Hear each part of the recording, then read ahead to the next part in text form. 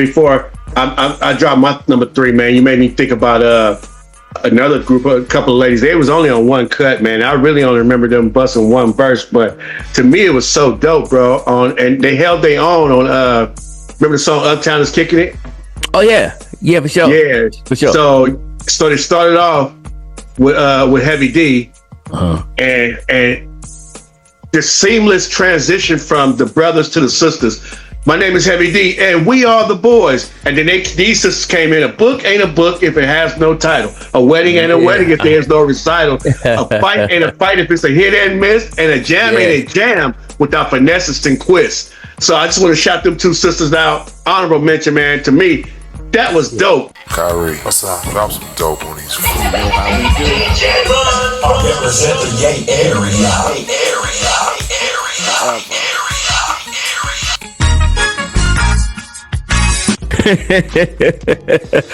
Oh, you that close? You know the birthdays? I would tell you the story, but hey man, okay, hey man, hey man, it's Richmond. You got a story? I got a story.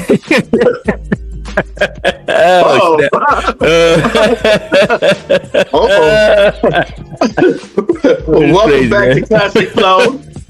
The mix, the culture, the movement. Oh, yeah. Old school, new school, no school rules. Y'all know how we do it. It's just me and my homeboy, man, having fun.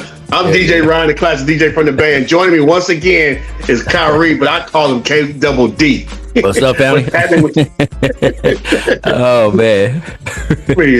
So we're gonna pick up what we need to, man. Last episode we talked about 1989, and it was an awesome, phenomenal episode. Science and knowledge was dropped and picked up and everything. You know, I learned from you quite a few things, man. You know what I'm saying? And I'm sure our listeners would enjoy it. So I just want to just implore folks to go revisit 1989 with its part 1 and part 2. And, you know, 1988, go all the way back to 1984, really, because that's how you get the full archive of what we've been doing, what Classic Flow is all about, and everything else. You know what I mean? So before we really get started, I just want to lay down the ground rules. Is just like, comment, and subscribe. It helps us to get the word out to future listeners or whatnot. Helps us to occupy some space in the algorithm. You know what I mean? And again, to spread whatever it is that we have to share with all of y'all that are listening. So shout out to you for being here. Make sure you get to the end of the video. This is going to be a real treat. This time tonight, we're talking about the women who grabbed the microphone and demanded to be heard. I mean, this is before the major label campaigns, before platinum plaques, and before social media followers and all that. These women were battling for respect in a culture that still was finding its identity. You know what I mean? Definitely male dominated.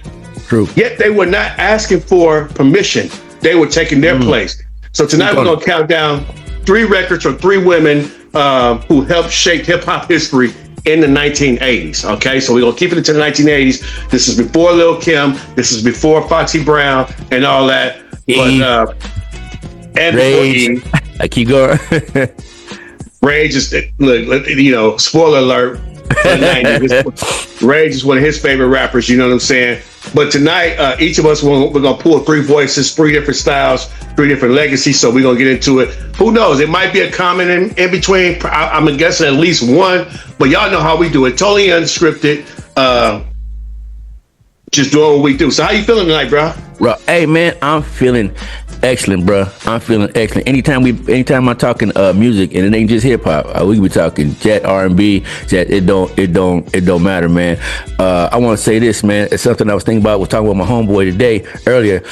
Is the word instrumental? Because we was talking about music, and we got the instrumental.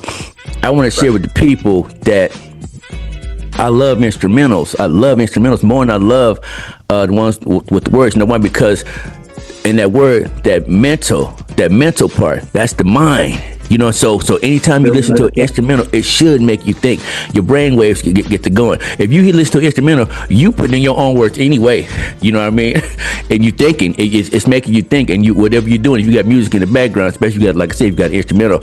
You know, and it's proven, like if you playing Beethoven or jazz or some stuff while you're doing homework, the neurons gonna fire. You feel me? They gonna fire up. So that mental part in that instrumental, it make me. I love the way it make me think.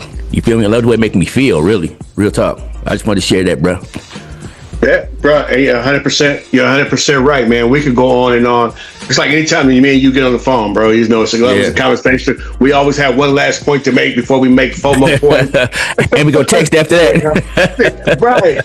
right. So here's one thing I want to do. I said it before the pod, and I just want to acknowledge it publicly, man. That is a clean jersey that you got on. You want to show the people what it look like? Oh man, it's that D, and I'm gonna show you wouldn't want, but this that throwback Detroit Tigers with that Chet Lemon. Yeah, that's that throwback Chet Lemon. And I'm gonna give you this right here.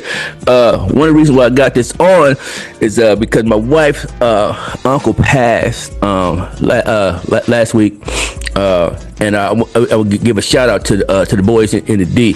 It was her uncle Ralph.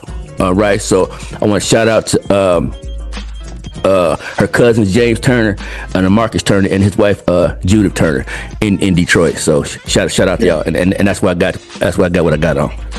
That's what's up, bro. That's what's up. Yeah, man. Heart goes out to the family, man. Prayers went in the air for y'all. Y'all had a safe travel out there. Yep. You made it back home and everything. So also to that. And while we're doing shout outs, it's just this is random too though. Baseball related. Shout out to Willie McGee and his family.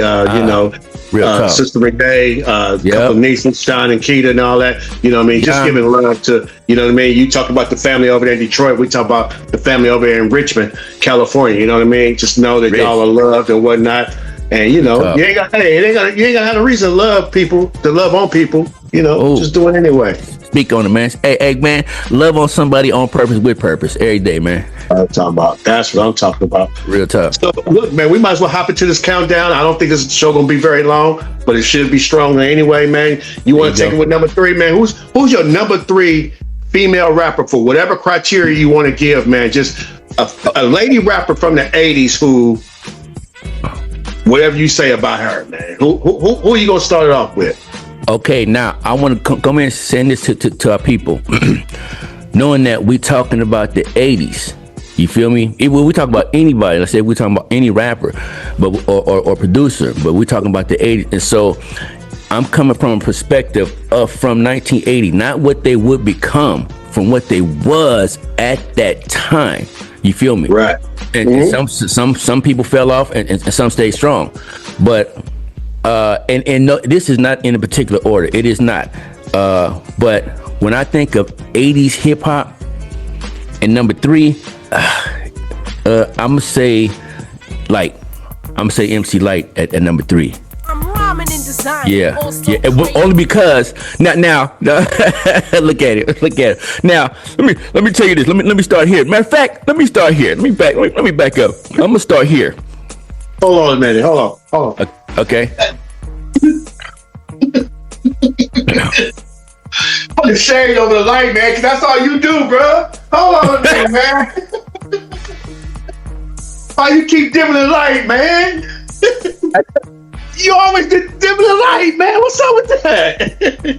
I wish I had a lamp, but I just put the shade over it, man. It just whoa. MC Lyte is number 3 on your list, man. Okay, come on, bro. Hold on.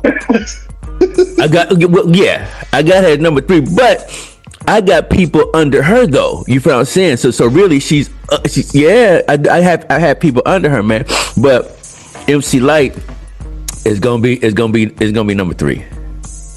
MC Lyte's gonna be number 3, man. And Lyte is hard. Lyte is raw. In 1980, whatever, she came through. I mean, she came out rough, rugged, and raw, and we didn't say, she came through raw, and you know, man, she MC Lyte. Let me say that I love the ladies. Ron think I be disliked or don't like lady rappers. I love the ladies, but Lyte is number 3. Now, when I give you my other ones. And I probably got an honorable mention in my dome somewhere. You feel me? And they, I mean, but they're worthy. They're worthy of. And these women should actually be higher in regarded in hip hop. Maybe some kind of Walk of Fame up in a hip hop museum somewhere. But I think she's on the Walk of Fame. I think she's on it.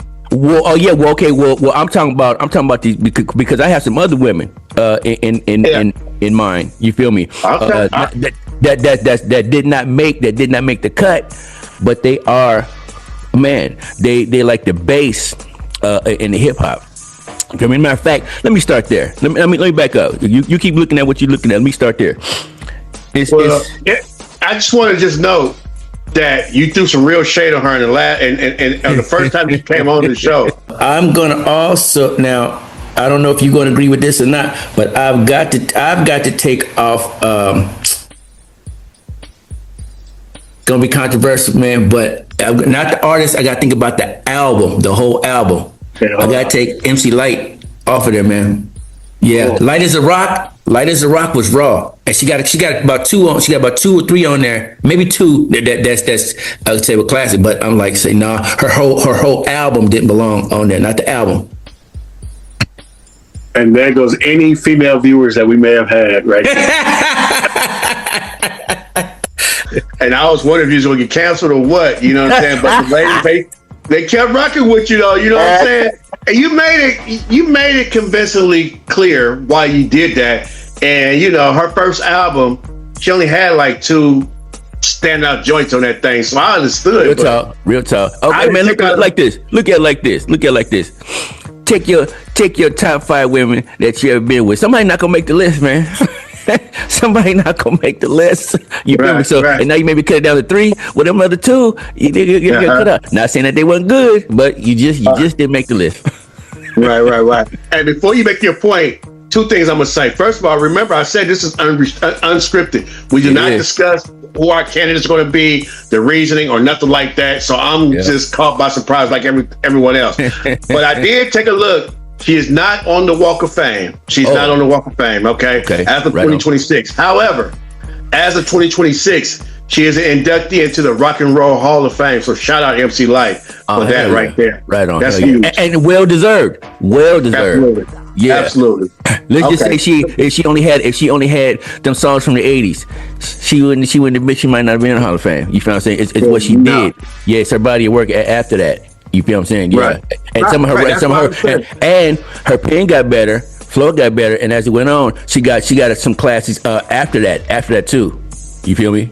Here's full transparency. We did not mention her for 1989, and then Eyes on This album was pretty dope. Okay, I would have to agree.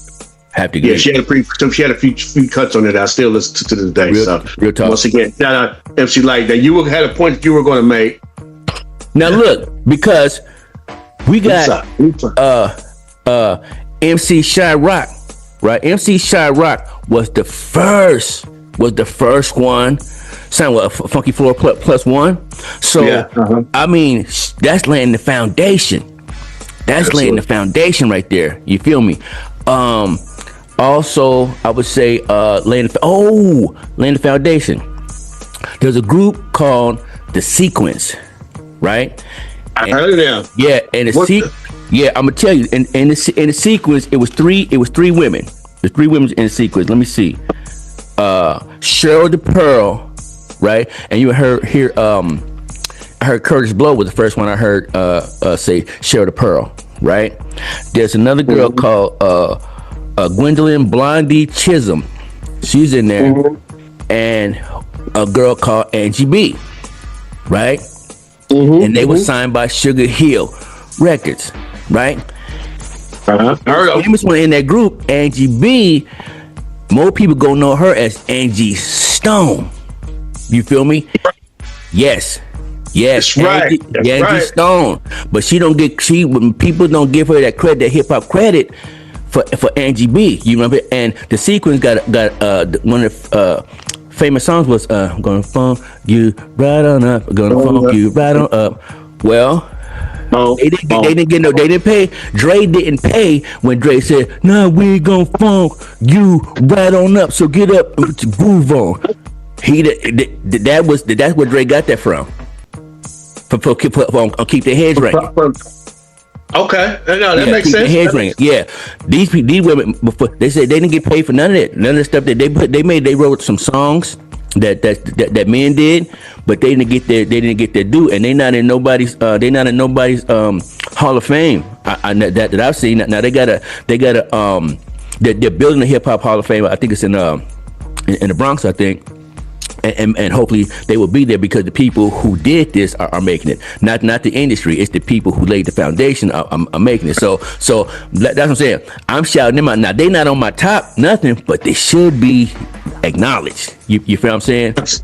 Yeah, absolutely, man. And before I drop my number 3, man, you made me think about another group, a couple of ladies. They was only on one cut, man. I really only remember them busting one verse, but to me it was so dope, bro. And they held their own on remember the song Uptown Is Kicking It?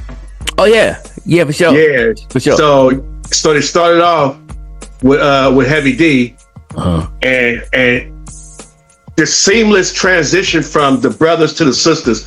My name is Heavy D, and we are the boys. And then these sisters came in. A book ain't a book if it has no title. A wedding ain't a wedding if there's no recital. A fight ain't a fight if it's a hit and miss. And a jam ain't a jam without finesse and twist. So I just want to shout them 2 sisters out. Honorable mention, man. To me, that was dope because this is the very beginning of hip hop, and we only heard a few ladies' voices, but for them to come in and flow with the bros the way that they did was. Because we had the Real Roxanne and Roxanne the Wars and all that kind of stuff. But the 2 of them together, or, for them to come together, a posse cut, if you will, and they held their own on there. You know what I'm saying? So shout out to them. But my number 3 is a lady who, I don't think her name is said enough in hip hop, man. But she got like 3 strong songs, man, that I can listen to anytime they're on my playlist. But Sweet Tea, you know what I mean? The young lady who came with the song, It's My Beat, man. She's one of the earliest female rap records that gained attention. You know, she helped establish women as active participants in hip hop's formative years, if you will. You know what I'm saying? And hey, man, I forgot about Sweet Tea. I forgot. Great. Yeah, and when she have like the one where I Got the Feeling, that was one of the first rappers to rap to a James Brown sample without it being covered up. Like it was really the break drum, the break beat to that. She did her thing on that. And then my favorite is on the Smooth Tip. On the Smooth Tip. Bruh, that's the kind of stuff that you can have at a cookout while the family sitting around playing dominoes. And if that song come on, people may not even know it, may not have heard it before, but they ain't gonna. It's like, who is that? Until you to fast forward, they're gonna listen to that and bring on to the next track. So she, just like how you forgot about it, she's often overlooked, man, when discussing female pioneers or pioneers of rap. Period. But she definitely had the spirit when it came to that early rap scene. Yeah, you know great point, man. Hey, man, I gotta salute you for that one, man, because I represent the public on that one. I forgot about her. You know what I mean. I forgot. I bet y'all did too. Don't lie, y'all forgot. I forgot about that. Ron dug her up. Thank you, bro. Yeah, you're welcome. And talking to the public, man, there may be some more female rappers out there. It don't have to be no certain order. We just have ours. We have our list right here. But who was your favorite MC from the '80s? We're not talking about Lil Kim, the Brat, and all them. In due time, they're gonna get their just due. But from the '80s, though, because it wasn't a lot of ladies rocking the mic. Yeah, you keep missing Eve. You keep not saying Eve and Rage, but okay, go keep going. Spoiler alert. Gonna be talking about my girls like they talk about her. If you go talk about Eve and Rage, if you go talk on. I saw Eve in concert. Ooh, man. Hey, man, you know how you feel about Michelle A? Yeah, that's how you feel about Eve? Hell yeah, man. That's my girl right there. That's my wife. She just don't know it. Well, you know how you feel back in the days when the phone would ring and you was expecting a call and ain't no call ID or nothing like that. So you don't have a number, but you gave baby your phone number and she said she's gonna call you tonight at 8:00 and the phone ring at 8:00 and you can't get to the phone and it stop ringing. You can't start 69, you can't call it back, you ain't got no number or nothing. That's basically what happened when I went to see Eve, man. I wouldn't mind watching it, but it was so many fights and stuff going on at the Coliseum that man, we was watching our back while we was watching the stage, bro. It was, and my wife at the time bought the tickets. We're going to see Juvenile and the Hot Boys, and Eve was on the ticket, right? Yeah. All right. So I told her, I said, I want to go to a concert. Why? Because they always get turned out. Well, I went to the Janet Jackson concert last year, and they didn't get turned out. It was good. Two different. Them two different audiences. It's different. So all we saw was Eve. Party over. Lights come on. Everybody go home, bro. Oh man. That's what I'm saying. And I told her, Man. I told you we shouldn't go this year. Exactly what I was saying. Hey man, look, you talking about something. I'm gonna give you this.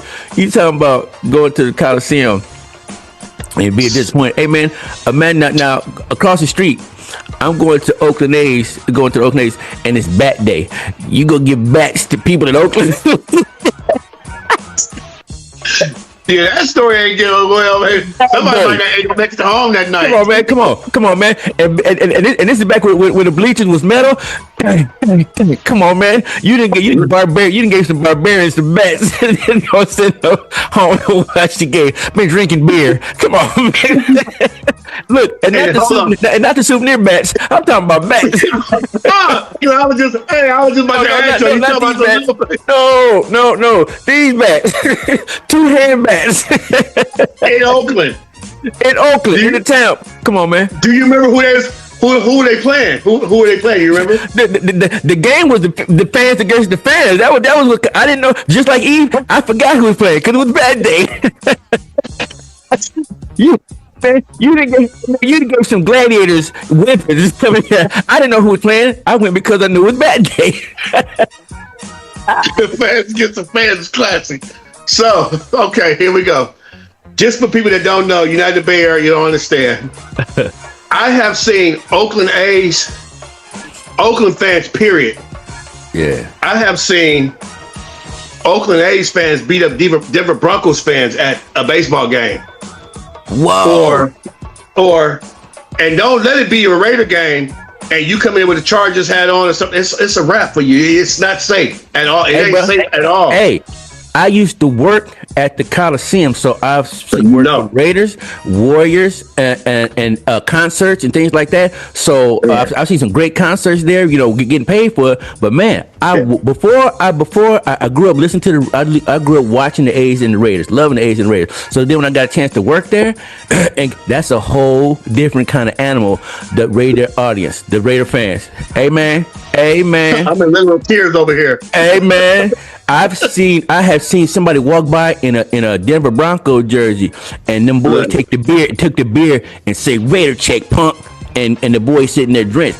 I was there for a Miami Dolphin Raider playoff game, and the boys had on crisp white Dan Marino jerseys sitting in a box, and the Raiders on the field, Charles Woodson and them boys tore them up that night. The worst game was what they was doing to them boys in the Dolphin jerseys. I'm surprised they wasn't red and white jersey. Them jerseys, man, they look like the Chiefs. By the time they left them out of there, man. Rest my case. Because I already know. Oakland fans are the reason why there's a such thing called venue insurance. When you have a party or have an event or whatever, you have to have insurance on the venue because it's gonna be lawsuits all over the place. That's a whole different kind of animal, man. This is real stuff. And that coincidentally was the last concert. They hadn't had a concert at the Coliseum in 12 years. From 89, 90 to 2000 and 10 years. It's called 10 years. Yeah. And then they didn't have no concerts again for a very long time. So I'm glad that they have the Summer Jam concerts for God knows how much longer. Yeah. But man, the fights shout out to the 66th Street mob. Them boys wild out there. The Seven Duke and the Hamilton boys. Yeah. Hey, that's it was only hats and derbies and all that. Hey, side note for the folks. The Las Vegas Raider fans are not the Oakland Raider fans. Meaning, there may be people from all over the world, even people from Oakland going to Las Vegas, but brother, the Oakland Coliseum fans are a whole different entity, brother. That they don't have a black hole out in Las Vegas. That black hole was over here, man. Al Davis and them, but them Raiders, Al Davis and them boys, rowdy, man. Yeah. They would put your lights out for real in Oakland. On the field and in the stands, your lights out. Yeah, that's right. So on the subject of lights, MC Lyte is my number 2, but at least I gave her some dignity. I had her up the ladder a little bit. Man, that's just one number part. That's just one number part, man. You act like I got her down at the number 11 on the top 10 list. Come on, man. Come on. Come on. You gave me all that slack for one number? Here's why she makes the list, though. You talk about a lyricist. Ooh, yeah. Lyte was that. Lyte had bars, man. Oh, my goodness. Yeah. Her delivery. Her confidence, precision. Yeah. I mean, the girl was something else, man. And it said that LL, this is the reason why she's lower, though, because they said LL wrote the Self-Destruction verse, but the delivery, funky fresh, but walking in the party, you know what I'm saying? Yeah. You said LL wrote her stuff? That's the story. Oh, okay. I didn't know that. Okay. LL wrote that for her. Yeah, he couldn't be there, but he wrote that rap for her. Oh, you know what? I do remember the story about he couldn't be there or something, but was represented by something, and that's probably what he was represented by. Right on. I do remember that story. Yep. Yeah, but then to me, her best verse is probably on "Light as a Rock." Never mind how she went crazy on the brothers on "Paper Thin." Yeah, but on "Light as a Rock," when she says she's on the stage, she says it's a bar around the audience, sort of like a cage. They laugh because they assume I'm in prison, but in reality, they're locked in. And it's like literally and figuratively speaking, like they're locked in. Like you talk about entendres, they're locked in the cage that she sees them in, but they're locked in on her. You know what I mean? They rocking with her. That's raw. Bro. Yeah, bro. That's raw. Hell, yeah. Light as a Rock, the title alone is raw. Light as a Rock, when I first heard that, I was like, oh, that's dope. That's dope. Yeah. Hey, remember the intro? Do you understand the metaphoric phrase "light as a rock"? It's explaining how heavy the young lady is. How heavy and then the boys say, "I consider it as assembly because of the usage of the word ass or whatever." So yeah. That's when a lot of rappers were truly going to the library, to the dictionary, getting words and you know what I mean? Yeah. Putting words and slurs and rhymes that don't fit on the microphone. That's why Rakim said I take it more serious than just the poem. But to me, you could tell that she was very articulate, that she took the time and she wrote her rhymes. Yeah. You know what I'm saying? So salute that one. Yeah. Salute that one, man. Yeah. And that has something to do with her longevity. She dropped the album in 2024 that didn't get a lot of buzz, but it's pretty good though. It's right around the time when Drake and them was going crazy. Well, okay. I don't have that one. I don't have that one. It's on that streaming station we listen to. You might start looking at getting that pods put on there. It's on there though. Right on. Okay. It's pretty good. I listened to it once or twice. Her and Will Smith at the same time they dropped music, but Kendrick was on fire. Yeah. Okay, I'm gonna go listen to that. Yeah. It's pretty good. It's pretty good. Good. Okay. Mature. It's mature. Listen. Okay. Yeah. Who was next on your list, man? Who beat out MC Lyte on your list, man? I'm gonna say Roxanne Shanté. Okay. Of what she brought now, that man, Shanté, just like Lyte, I'm gonna say the best way I can without making them mad. They came in like brothers, and I'm saying because they came in raw. They didn't come in soft. They didn't come in with the light. They come in hard. Shanté is somebody I know. Shanté, I know her on the street. She's on the corner. She playing double dutch. She gon' get you if y'all charging. If y'all in a session, she gonna get you, man. She gonna talk about you so bad. You feel what I'm saying? You gonna wish you never came outside. She probably hit you in the eye. She probably, you know what?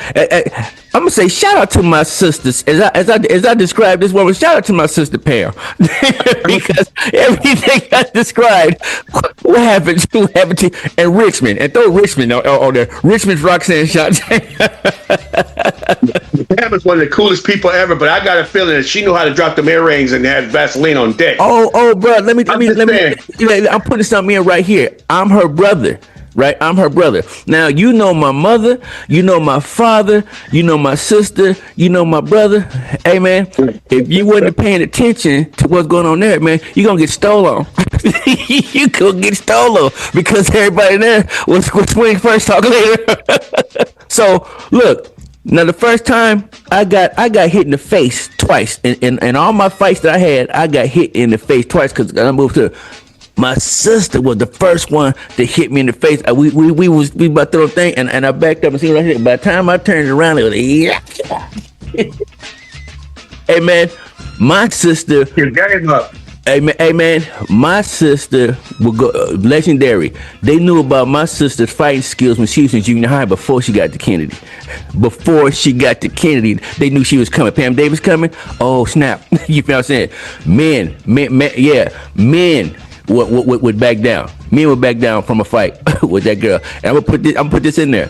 You know my man, Reggie. He from Richmond, man. He was in the wheelchair for the movie. Boys in the Hood. Reggie Gray. Yeah. Boys in the Hood. No, Reggie. He named Laydell, right? Brother named Laydell. Met Laydell before too. Okay. So we had a little scuffle at the school one year, and Laydell was coming to jump on my head. He was an upperclassman, right? He was probably a couple grades ahead of me. He come jump, looked like he had the whole school behind him. He about to be on my helmet. Said, man, I know you threw something at me. Whoop, whoop, blah blah blah. Hey man, through the crowd came my sister and went nose to nose. That boy said, back up off of him, and look and backed him down. He was a bully in the school. Backed him down, shut him down, and dispersed the crowd. My sister turned to me, was like, "What you do?" She didn't know what I did, but she came to save the day. And I'm just gonna give you one. I don't know statutes, limitations and stuff, but you ain't gonna mess with her. you don't want to see her coming. She one of them girls you didn't want to see, and she don't fight like this. Hey man, she come like this. Oh yeah, that's Ben Davis' daughter, man. She coming like that. So hey man, hey, salute to them skills at that time. So I'm giving her mad props when I say she was the Roxanne Shanté in Richmond. I said Richmond. Yeah. Yeah. That's aggressive city. I grew up in an aggressive household. Richmond. She represents. Well, I always was cool with her, so you know I never left from her. Hi, Pam. Love, much love. Shout out to her. Shout out my niece and nephew Jasmine and Jamon. Hey man, my niece Jasmine watched this, man, and she'll come in the comments, man, and say, "No, you meant this," or she meant that. So she our post production manager. She'll come in and say, "Oh, y'all missed this or you missed that." So she that. So shout out, baby. Thank you, baby. Oh, yeah. I've seen her. I think that was her that said the DOC stood for Dallas. Yeah, that's her. Yeah. She under Monique or something, but that's Jazz right there. I remember Jasmine. Yeah. What's up, y'all? What's up, man? Yeah. Well, yeah. Well, hey, it's on you, man. Who you got now? MC Lyte was your number 3. Yeah. You got Roxanne Shanté as your number 2. It's a good pick, by the way. It's a great pick. Great pick. Hey man, number one. Go tell the people. I could tell it for you, but you go and tell the people, man, who your number 1. You know what it is, man. It's the queen, man. You've been riding for the queen for a minute. Queen, man. It's the queen. Dana. She a bad girl. And what she man, Dana, man, shout out to you. We just in the 80s, so we ain't gonna get to all the movies and every award you can, the Golden Globes and all that kind of stuff. Nah, man, every living legend. They are all living legends. But if I'm gonna pick one, man, it's gonna be the queen. It's gonna be the queen, man. Man, the gear she was rocking when she came out. You feel me? She had on the crowns. She was wearing the Nefertiti crowns and whatnot. It's like, oh snap! I mean, you come in wearing a crown. You feel me? So I'm like, okay. Did she not wear dashikis and stuff like that? She was Asiatic. Yeah, man. And so it made me think. And shout out to the East Coast at that time, because when you was on the East Coast, that's what they was doing. They was rocking dashikis. Man, we talked about they rocking the black medallion, leather chains and stuff. Yeah, I remember. They was wearing ankhs. They had they was draped in red, black, and green. We wasn't that on the West Coast. So the queen really was representing. I'm just gonna say she was representing respect the black woman. She wasn't just somebody you was gonna run up on, and she looked like she had dot your eye too.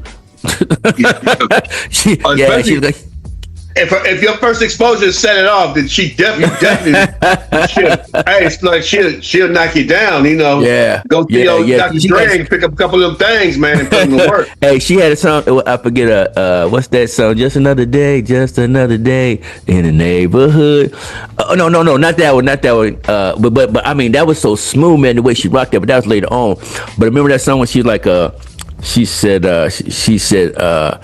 He said, I walked by, he touched my booty, he was nasty. And she said, I popped him dead in his eye. I said, that's not a song. She just recalling. that is not a song. Yeah. She just put the music. Yeah. Okay, so what if I've never heard Queen Latifah before? Yeah. Because I never listened to Queen Latifah before. Okay. Give me one song to go to listen to her. That's unfair because we was just right here in the 80s because some of her better stuff came along after. And I would tell you like this. I don't know because that flavor unit, because what they had going with that flavor unit, that conglomerate she brought there, man. But I'm gonna go here. If you never heard hip hop before, and if it was my daughters and my sons, and I'm gonna put something in a time capsule, something I want them to listen to, it will be Ladies First. Because that message is important. She got some bangers out there, but if I want to plant a seed inside my baby's head and say this is what this represents, hip hop, it represents our culture, and our foundation is that woman. I'm gonna give them that song, and not that it's a banger. You can be like, it's the message in the song. It's the message in the music. You feel me? I feel it, bro. Yeah. Okay. So that's my number one. Who? Drum, please. Shout out to Jeff. Well, she's already been mentioned, but I just wanted to just share this part. You talked about Rock, how she was the first. Yeah. But Roxanne Shanté was the next impactful and influential one. Real talk. You understand what I'm saying? Oh yeah, I do. When Shanté said she gave birth to most of them MCs, you know what I mean? So when Mother's Day come around in May, send me your royalty check for Mother's Day. I gave birth to you. That's raw. That's raw. She is talking her talk on that one. But it ain't just ladies though. Hold on. She birthed Nas. Ooh, yes. Did you see the movie? They got a movie about her, a documentary about her. Oh yeah, I watched that movie. I mean, I listen to her every day on that station that don't sponsor us. I listen to her on a regular basis. Yeah, and I listen to that station because of the stories that come with the music and the guests that's on there, and because of that Juice Crew, because of who she is, she's a living legend. She's a living legend. You know what I mean? Absolutely. But what really brought the lady rapper to the forefront was the Roxanne Wars. If we really think about what we want to see, what she had to say. So she was the first one at the age of 14 talking about why they make a record about me. Her name ain't even Roxanne. Yeah. Real talk. She got so famous because of that. Yeah, let's back up. Shout out to UTFO for birthing that. Shout out to Kango Kid. What's my man's name? Some other two.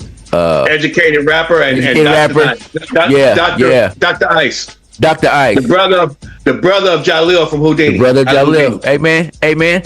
Look, I was gonna say that, but you got that for a minute. I salute your knowledge base. I know a little something, but you the all wise one though, and I realize that's why I don't mind deferring to you, because I know that you know, because I may have been listening to it because I liked it, but you listened to it because you knew it. You know what I'm saying? You were living it. You understand what I'm saying?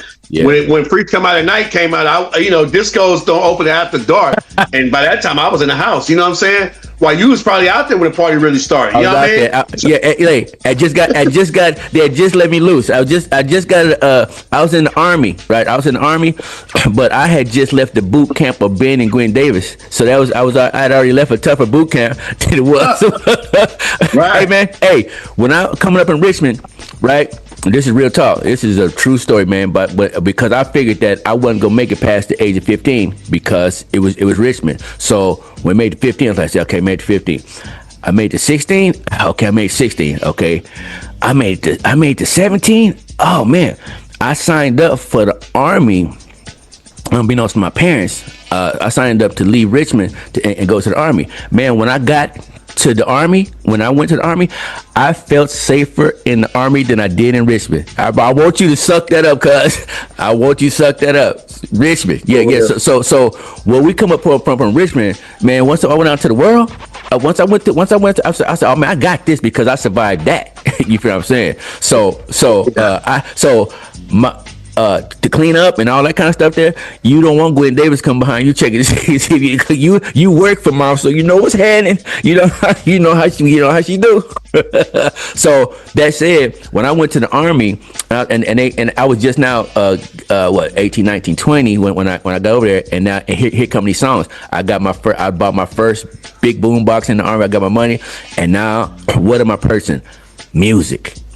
My purchases was music. I'm going to get cassettes almost every day at the PX, the Post Exchange. But then now you let me off into the civilian world, and I get to go to a Tower Records or whatever it was in that local city or the mall. Rainbow Records, all of it. I'm going to, and the cool thing is I get to go to your city because I'm in a whole different state. And now they transfer me. You know, I'm going from Texas to Georgia to Alabama to Germany, Alaska, and making stops in between.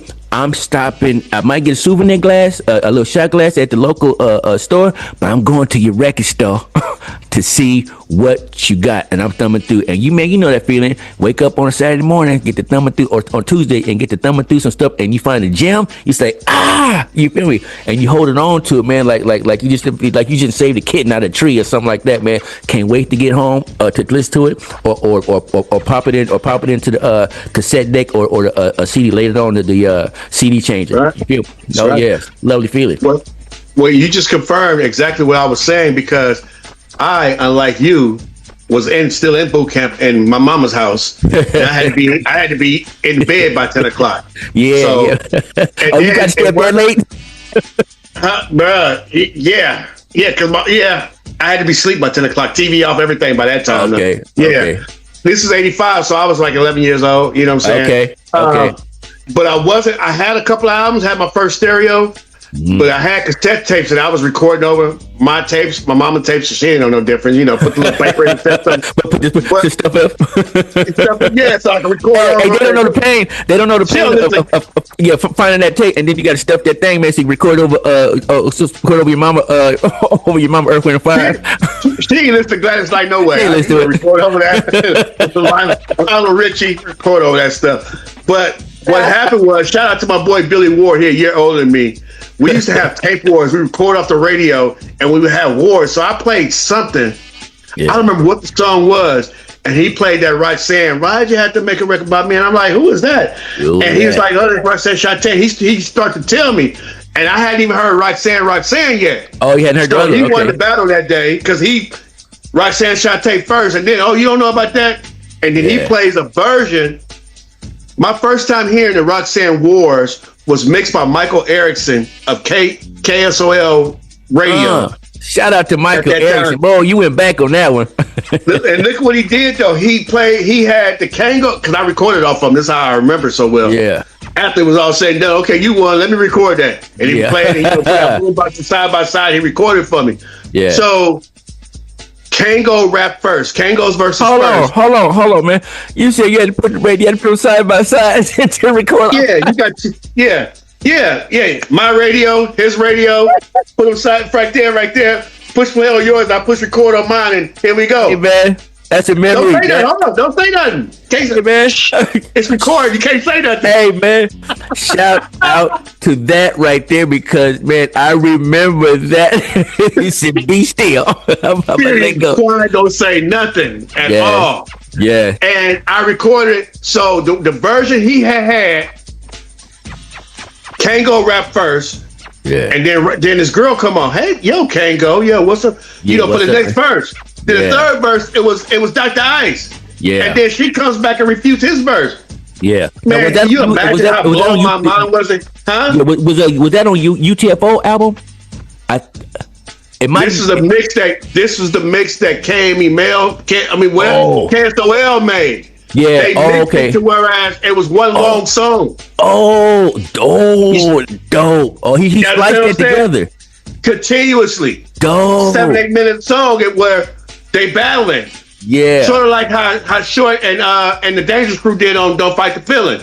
Yeah, yeah. So instead of just Short having one song all by itself, it was UTFO and Roxanne, the real Roxanne, real back to back to back to back each verse. Dope. You know what I mean? Yeah. And I had that, That's and raw. that was my introduction. I didn't trip off Roxanne Shanté off that song. It wasn't until later when she came with songs like "Go On Girl" and you talk about Flow Show. Oh my goodness, this girl. Yeah. She had bars. She said stuff like, I don't know who she was talking to. It could have been brothers or sisters. She said, "You may be older than me, but you're new to this." But the part that really got me is when she said, "While you were over here perpetrating the fraud, I was over the seas on the charts with Boy George." Right? I was like, because Boy George in 86, 87 was what Michael was in 82 and 83. Yeah, but he was hot. He was up. She said she was overseas though. Yeah, y'all out here, y'all local in here. You know what I mean? But I was overseas on the chart. Yeah, and I think Boy George from England, London, something like that. He from over there. Yeah. So she over there dominating his territory. You know what I mean? The visiting team is beating the home team there. Yeah. You know what I mean? Baseball bats and all that. You know what I mean? Like she proved that an MC, that a female MC could drive the conversation of the entire culture though. You know what I'm saying? The way she put her lyrics together, and then she really opened the doors. That's her line. You know, birthing MCs, but she opened the door for future generations of women in rap that I don't know if they could lyrically battle her, because like we said, she birthed Nas because she used to battle Nas and gave him headaches. She was giving him problems though. Amen. That's a great amen. You make me want to change my thing. But I mean, what I said, but just like we was talking about the DOC when I was putting the lyrics out there, man, the way you just put that out there, I'm like, dang, he right, man. She is she number one? She could be, but I mean, they all raw in their own right, but just the way you broke that down, I'm like, say, ooh, maybe want to rethink my order, but it is, and without us knowing who we pick, you know, each other pick, it's unscripted. We usually somebody brings something up that's a shocker, but nothing that really say that don't belong to them. Like, you know what, I forgot about that, or it may say, oh man, yeah, I had her here, but after listening to that, I might want to move her up. But it is what it is. You know, they could be side by side, stand there all three together. You feel what I'm saying? Yeah. Oh, one more. Talking about all three together. What she did to KRS-One and Skylar Rock. Rest in peace, Skylar Rock. He was still living though. Yeah. But I don't know if you heard the part where she said the KRS. She said the name sounded like a white radio station or something like that. But she spitting what she said though. Then she turned around to Skylar Rock. She said, "When Tila Rock said it's yours, he didn't mean it. He didn't mean his name. He like because you got Skylar Rock, Tila Rock. Yeah." She said, "Oh, yeah, man. Hey, you know what? Let me add something to that, please. Because just listening to them spit, and this is two women that they come together. But I mean, are we talking 80s? We didn't say group, but we can't. We can't leave out Salt-N-Pepa, man. Man, you know what? I forgot about it. Yeah, we can't leave out Salt-N-Pepa. I'm thinking about the 80s. You can't leave them out. Now, that's a duo. I won't call it a group. I'll call it a duo. But man, I'm gonna have to just give them an honorable mention here, because there wasn't a lot of rap girl groups out there or duos out there anyway. But that right there, man, them two. I saw them live too, and it was just as raw when I saw them a few years ago as it was. You know, I was excited to see them. I didn't know. My wife took me to a concert, and I didn't know who was going to be on stage. It was a surprise. So I know it was Rock the Best. So I know LL was going to be there, but I didn't know anybody else. So everybody else who came out was a surprise to me. So when Salt-N-Pepa came out there, I was like, you know what? Yeah. So if we're talking 80s, you shout them out, and they could be on that Mount Rushmore too. You feel what I'm saying? Oh, absolutely. Two-headed monster, because MC Lyte and Shanté both are known for their pen, right? Yeah. Latifah is known for the movement that she, you know what I mean, that she was pushing women to the movement. Yeah. Oh, yeah. Yeah. But Salt-N-Pepa put the eyes on the women, because they were something to behold. They were two beautiful ladies with them Salt-N-Pepa S&P Yeah, coat and them dancing S&P the way they coats, were yeah, dancing up. and them dance routines, the dance because they were choreography. You felt said they got they had that was the look of the '90s, man. Them girls right there, them haircuts. You feel, I don't know, And the 80s. Yeah, I don't know the names of all of them. You know, the haircuts that was like this, the blonde hair. You know, the big earrings, Yeah, the the jackets, little flips the and all hats. that with They got the hats turned this way and whatnot. Yeah, bevel yeah. earrings and big old earrings and stuff Door like that. knockers. Yeah, they got some door knockers, man. Yeah. Door knockers. But they had the look though. Biker shorts, did. however you know what I'm saying? They was like did. that. They was like Come that. on, man. Spandex, that spandex in the '80s, man, was coming out. They had that look, man. And every man, I just thought about Shoop. I thought about Shoop. Yeah, that came later on, but man, I thought about Shoop just now. But because they was rough enough, but they was sexy. Yeah. But here's the bottom line though, when we talk about because MCN and hip hop is in its own way, it's competitive. You know, if I had to choose an MC though, you know, just like if it was a basketball game, take the last shot, Steph Curry, you know, take us there. You know what I mean? Here you go. Yeah. You know what I mean? But if it's a battle, I'm taking Roxanne Shanté though. Out of all of them, I'm taking Roxanne Shanté. You know, we already seen her do it. You know what I mean? I'm gonna say this. If I'm gonna say take that last shot, Michael Jordan. If I'm gonna say take that last shot, shout to your Bulls cap you got on. If I'm gonna say take that last shot, it's gonna be Roxanne Shanté. Just because if you just outside, and you gonna, I said I need somebody to battle. You. I'm also gonna take Roxanne Shanté because she's like one of them girls that's gonna give it to you. She gonna give it to you. She gonna give everything to you, man. And she may go home. I used to tell my children this. I said, even if you scared to fight, said go swing. I said some of your best fights gonna come when you gonna lose some fluid. You gonna lose some. It's gonna be some tears. It's gonna be some slobber. It's gonna be some blood. I said, yeah. But she looked like one of them girls right there. She gonna give it all. And she gonna go home crying, but she won. She gonna go home. She won the fight because it's emotion. Her emotion gonna come out, and she gonna be crying. She gonna be performative. Yeah, she's a complete MC though. That's what it is. Yeah. She's a complete MC. Now, before we talked about this, I probably wouldn't have had her at my number one if I'm gonna say to take that last shot. But just based on us talking right now and listen to you, I'm like, yeah, because right now we from Richmond, right? But so is Dallas is that, Houston is that, New Orleans is that, Brooklyn is that, Chicago got one, Detroit got one. Cleveland got one. I mean, whatever city that we from, it's one of them all across the nation. They just doing it just a little bit different way. They got the same city in Compton. They got the same city down in Diego. Everywhere that city exists. So I'm thinking of Roxanne Shanté in Richmond. You feel me? Because we got that. Every city got one of them.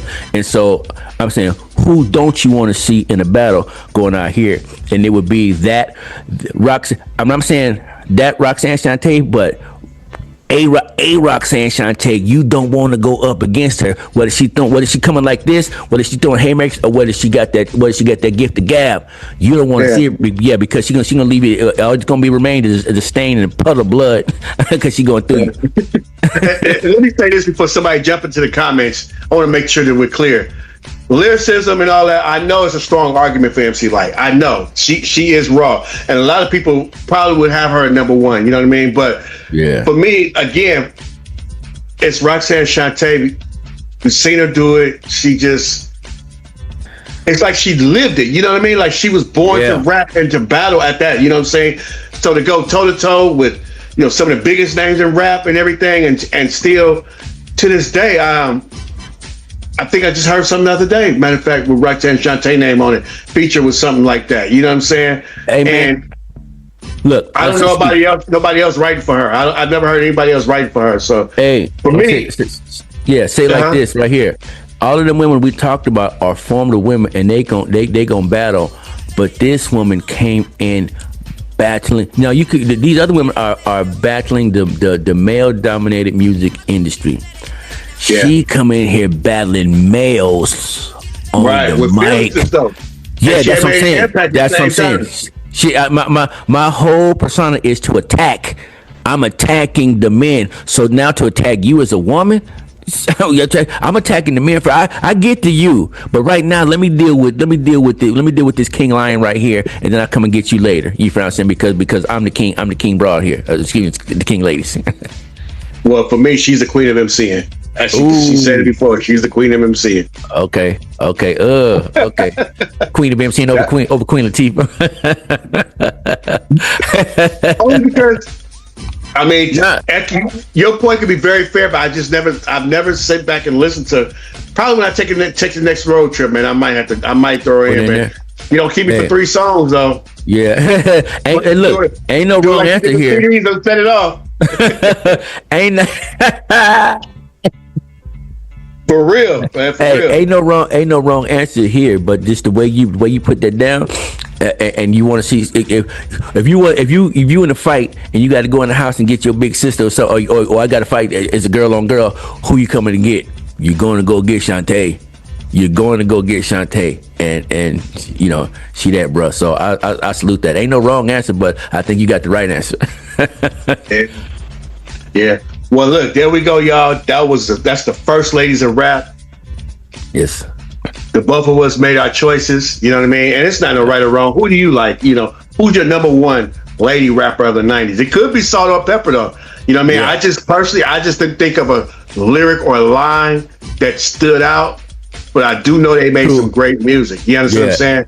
Everybody get up. My favorite song about them. Yeah. You know what I'm saying? They was part of a movement. And say if you got a top 10 videos, 106 in Park, or you know something like that. They gonna be in that. They gonna be in that. You know the CD, the rotation of those videos. Salt-N-Pepa gonna be up in there with them men. And then when one of the girls marrying Tretch, you feel what I'm saying? Peppa. Yeah, Peppa. I liked her. Yeah. That's my girl, man. Ron got a lot of girlfriends on you, man. I remember you told me one time you said your daddy had a lot of women, man. So you liked a lot of women out there, man.